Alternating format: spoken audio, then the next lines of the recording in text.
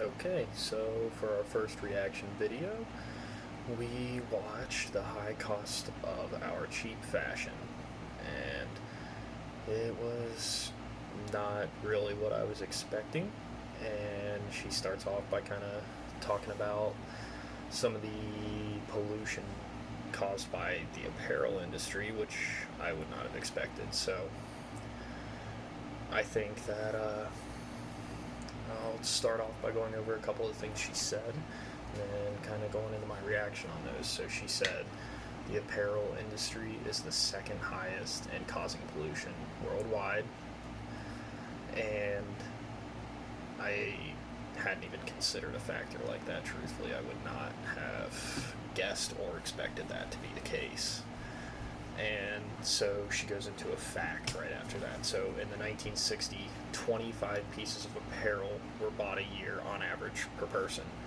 And this is on the United States. And then now in the United States, it's actually 3 times higher. So like 75 pieces of apparel per person in the United States. So what would have caused that is that countries put up trade barriers, and it caused some of the companies to move, not some, a lot of the companies, most of them really, to move across seas for production and essentially outsource their production lines. And so essentially they were using cheaper material. It wasn't as nice, and the labor was way cheaper as well. So you would think from a business standpoint that would be good for them because they're spending less money. And while that might be the case, it's not good for the actual consumer. So in the 60s, 90% of the clothing that Americans wore was made in the United States, and now it's less than 2% of the clothing that Americans wear was made in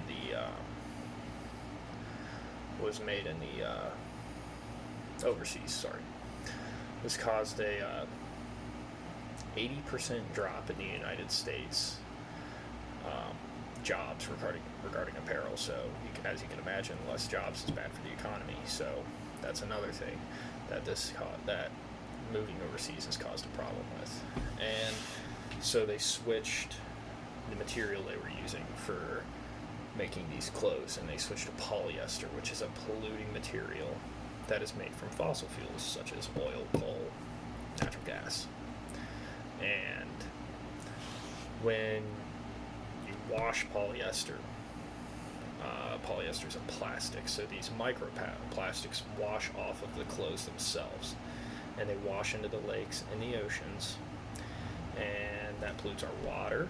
And not only does it pollute our water, we eat a lot of fish, so it gets into the fish's system and makes the fish polluted, which is bad for us along with the water.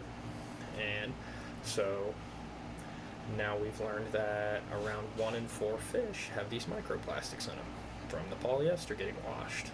And so another problem with polyester is it's highly energy intensive to create. It requires coal is how they make it, which is another fossil fuel. So we're burning up more fossil fuels, and we're hurting the environment because coal pollutes the environment, and along with these clothes. So that's just double pollution there. And the apparel has created 10% of the carbon that's let into the atmosphere in the world. So that's the apparel industry creating 10% of the carbon that's being let into the world. So if you think about that, that's 1/10 just from one business section. That's a lot. I mean, think about all the factories that pollute, and the cars that we drive, they all pollute things. And nobody in the value or supply chain is winning in this scenario, because the people who are wearing the clothes are experiencing more pollution, whether that be directly or indirectly when it comes to washing or wearing the clothes. And now 98% of the industry does not receive a living wage for all of this. So you got to imagine how many people, just in the United States, will just stay in the United States, work in that industry, and how many of those people are receiving a poor pay. I'm sure there's millions and millions of people that work in the apparel industry. Just in my hometown where I'm from, there are clothing stores everywhere, whether that be right in my hometown or the surrounding ones. It's not a very big place, but there are so many stores that have all these people that come in daily and they don't even receive a living wage. So that's not good. That's not good for the economy. That's not good for the people.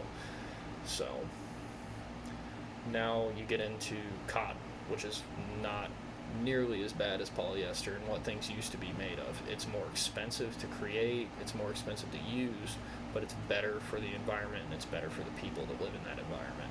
So what she said was, you got to think as a citizen consumer. And so things you can do to help all of this pollution is check the tags, check the seams, and ask questions. Ask the suppliers where they're getting their products, where they're making their products, and why we think this is why would this be important, you might ask. Well, you're living in this environment, so every time we do something that could pollute it or hurt it, that's not good.